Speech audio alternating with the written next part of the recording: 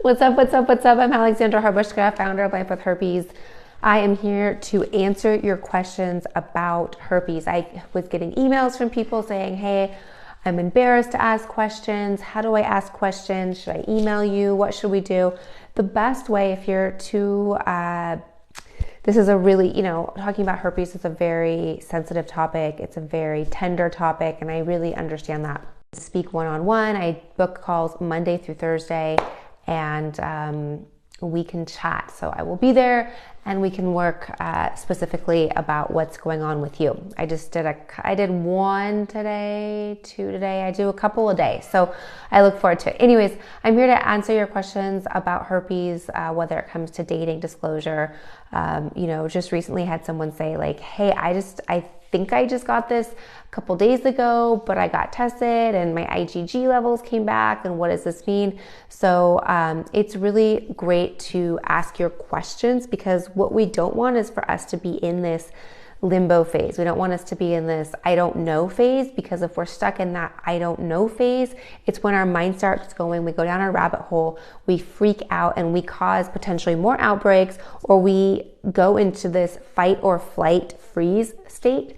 And when we do that, it just doesn't help the situation, right? So if I go into the flight, meaning like I just want to fight you, we're angry, we're mad at people, that's the flight phase. If we go into the freeze phase, that's when we're just like, what happened? I got herpes, I don't know what to do.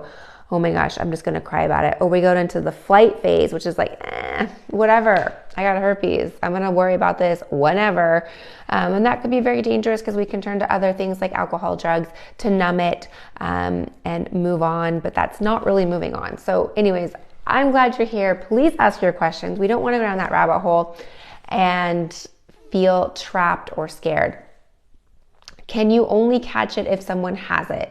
Correct. So it is a skin-to-skin transmission, meaning like it's not floating around in the air. You don't get it from, say, walking barefoot on the grass, or like you don't get it from performing a certain activity. You get it from skin-to-skin contact. Hey, Kelsey, how are you feeling? How's my brain game on scale of 1 to 10? I don't know. I have to ask my husband. Anyways, so it's not like floating around in the air, or you don't get it from potentially like lifestyle. So for example, something you would potentially like heart disease is potentially, it could be hereditary, but it could be from lifestyle choices and high saturated fat diet and not exercising and things like that.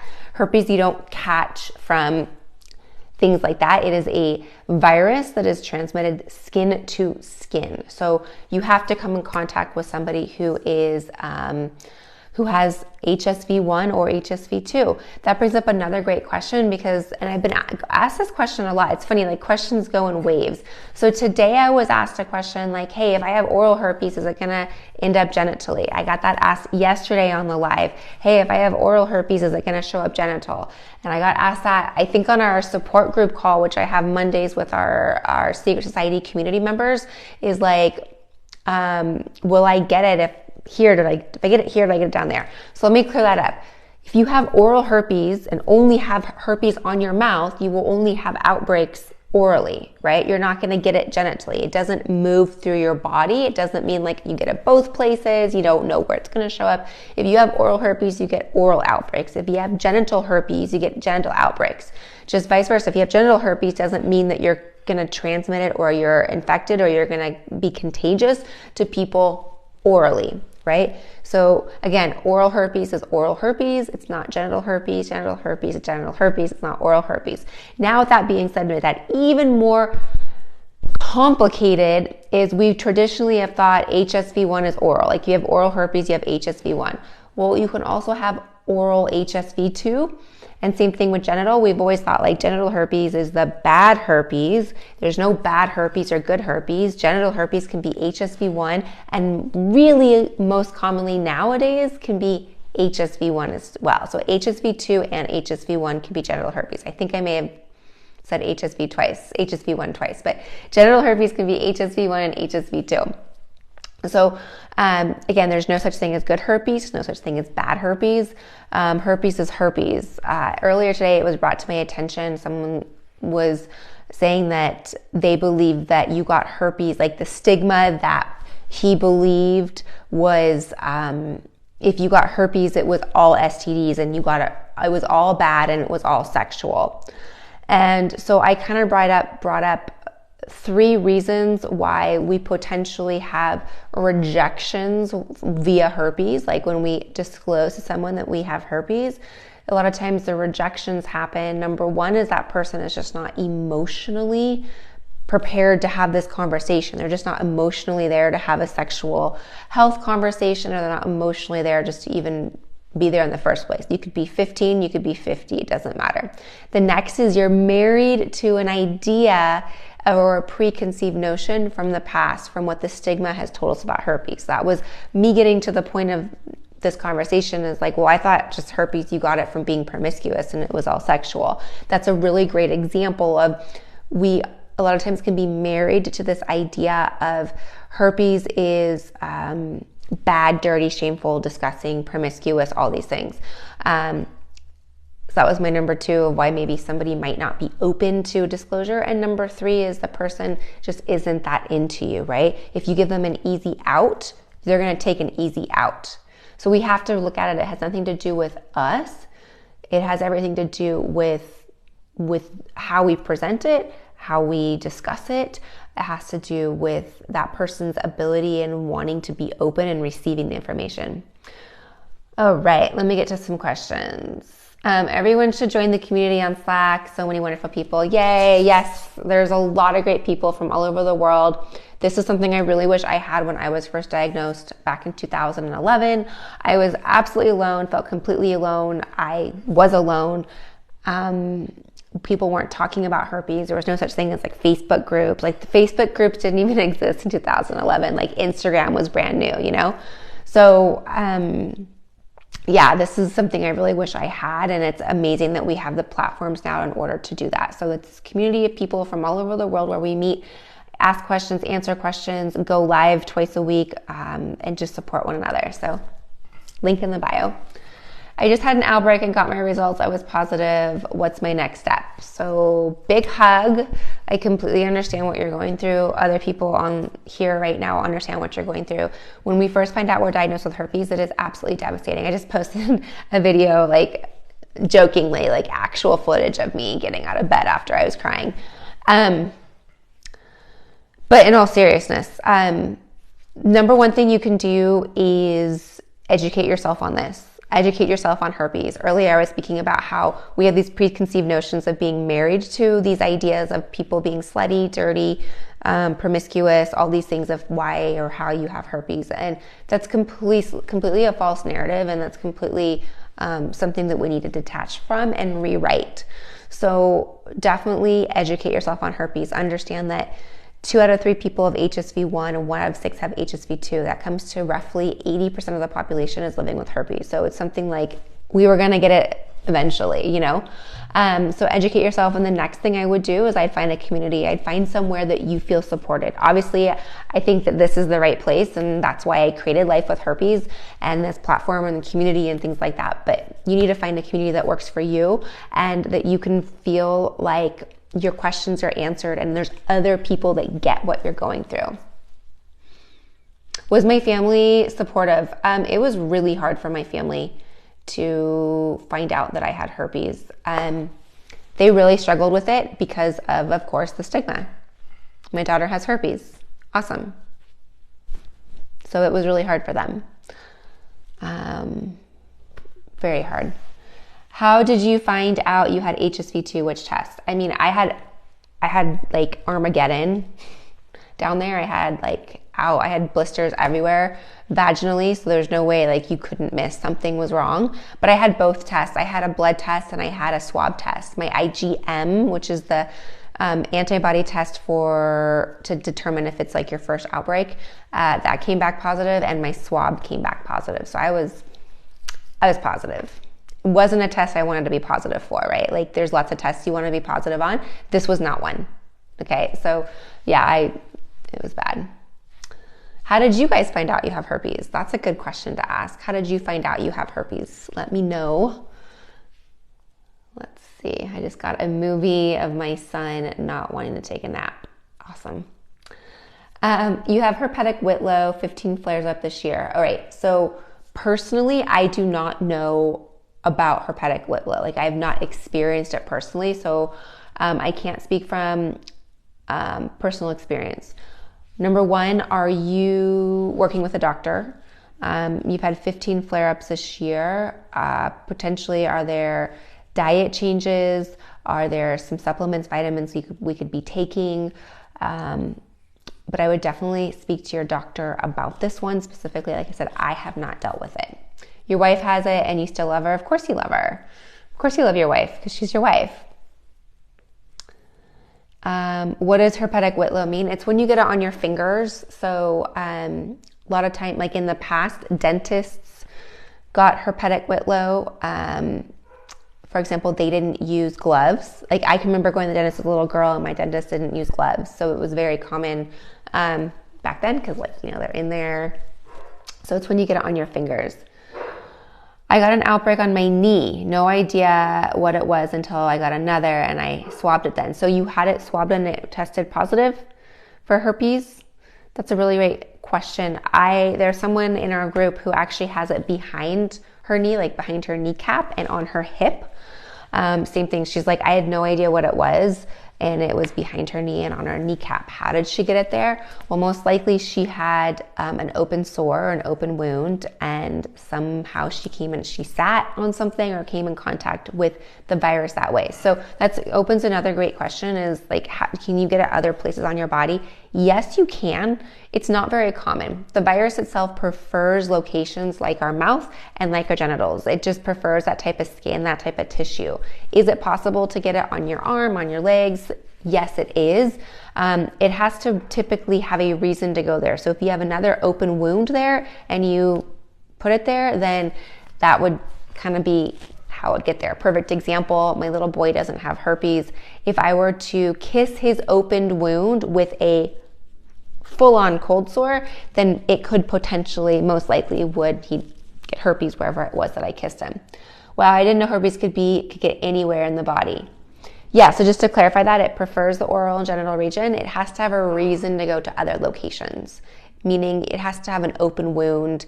It's not just gonna like jump there. It's not like a jumping bean, you know? So that just kind of clears that up. Hopefully that clears that up. I had a lot of great questions earlier about disclosing and how do I disclose.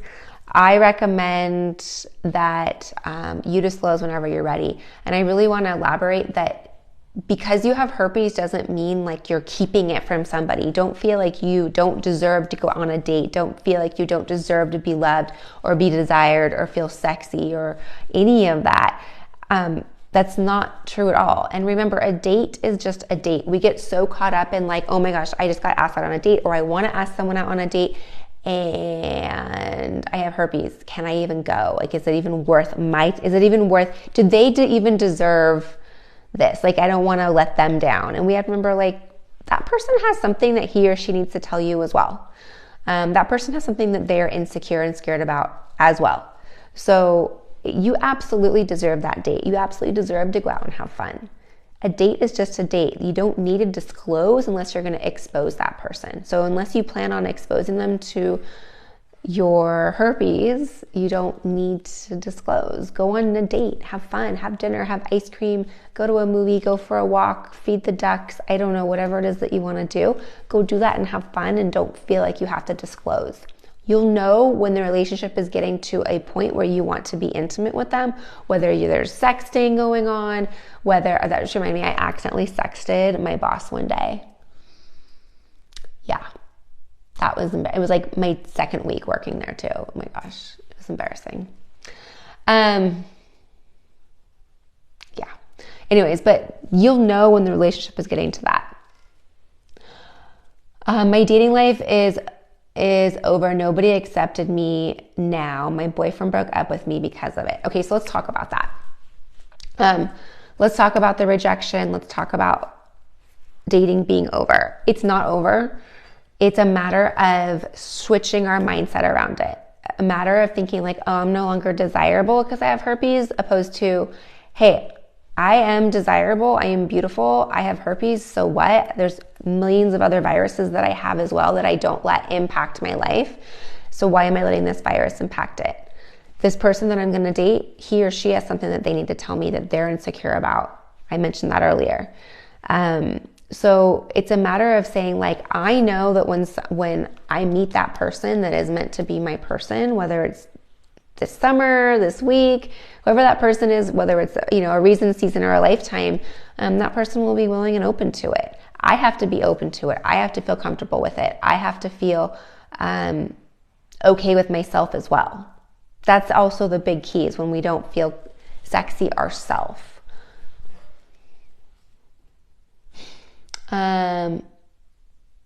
Love will come to you when you least expect it. It's a matter also of us being ready for it. A lot of times we like to use herpes, at least I did as well, and I've talked to hundreds, probably thousands of people that feel the same way, is we a lot of times put herpes as like our glass ceiling, or it's like the cherry on top. So we like to blame herpes for all of whatever our problem is. I can't lose weight because I have herpes. I can't go to college and I can't get the job and I can't pay my bills because I have herpes. I have all these things. So a lot of times we look at dating like, oh, I can't find the right one because I have herpes. I would invite you to look at, were there other things going on? So for me personally, I was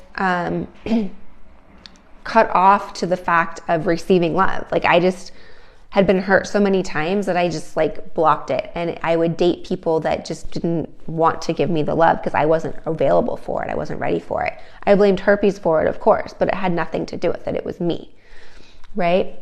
So again, let's just kind of unwind some of the reasons what a really good activity or exercise would be if we're thinking like, oh, my dating life is over because I have herpes. Write down why having herpes is causing your dating life to be over, and actually write that down. So what is it? What is it about herpes? And then you might begin to look at it and realize that wasn't herpes. I had that belief before. So just keep those things. Was it hard to become pregnant? No. My sex life is completely normal. So, are there times we can't have sex? Yeah, of course. Like I have an outbreak right now. So would I love to have sex with my husband? I would, but we're not because I have an outbreak. But should that get in the way of like everything in our life? Absolutely not. So as far as being pregnant, it works just the same way as not having herpes. I personally went through IVF, in vitro fertilization, but it had nothing to do with herpes. So I'm always upfront. I just don't want to waste their time or mine. I think that's awesome that you don't want to waste people's time. You don't want to waste your time. A lot of times when we disclose upfront, it's a self-defense mechanism. So just be aware of that. Not right or wrong, but just knowing that you're protecting your heart when you do that, and it's a self-defense of like, I just don't want to get rejected for having herpes is basically what it is. And that's totally fine. I just want you to be aware, and maybe there might be something underlying that you might want to look at and work through in order to move forward. So herpes allowed me to really break through in a lot of things, like my diet, like my lifestyle, like getting rid of people that stress me out, getting a better work-life balance, and being more confident and setting my own boundaries. And it really was like this awakening renaissance time in my life. Probably a renaissance was really what it was, of just becoming and coming into my own. So that's what herpes does. Awesome. All right, guys, what other questions do you guys have? I'll answer them for the next few minutes, and then I will be taking off, and I'll see you tomorrow. Any last questions before I go? Yes, no, maybe so. Cool. All right, I will see you soon. I hope you have an awesome rest of your day. Tomorrow, something I'd like to talk about are some supplements. I'd like to talk about some ways that we can naturally support our immune system through supplements. I think that that's really, really helpful as well. Here are my questions. I asked a question, but you didn't answer. Okay. What was it? Can you ask it again? And how many outbreaks do I get per year? So HSV1, I've had 4 outbreaks in 19 years. That was 3. 4 outbreaks in 19 years. So that's not a lot. That's very, very rare. Genital outbreaks, it's a season with me on that one. Kind of last fall, I was getting them all the time. It was pretty bad. I've kind of gotten on top of it, and definitely through supplements and vitamins and things like that, I ran out of my vitamins, and so I got an outbreak. So I would say if I'm consistent on my vitamins, it's really great. If I'm not, I get an outbreak. Did I have a C-section? I had a vaginal birth. So I was able to have a vaginal birth with my son, which was great. But definitely if that's a thing, then I would, if you are pregnant or want to be pregnant and have herpes, definitely get on the same page as your doctor and figure out what works for you guys. What do you feel comfortable with? What does your doctor feel comfortable with? Which vitamins? I can definitely go into detail on that tomorrow. But I like lysine, I like Monolaurin, and I like anything that's going to boost your immune system. What time is your live tomorrow? You're interested in here, supplements recommend. I will plan to go live around this time tomorrow, so 3:30 Pacific time. So I'll plan to go live on that tomorrow. All right, guys, I will see you soon. Bye.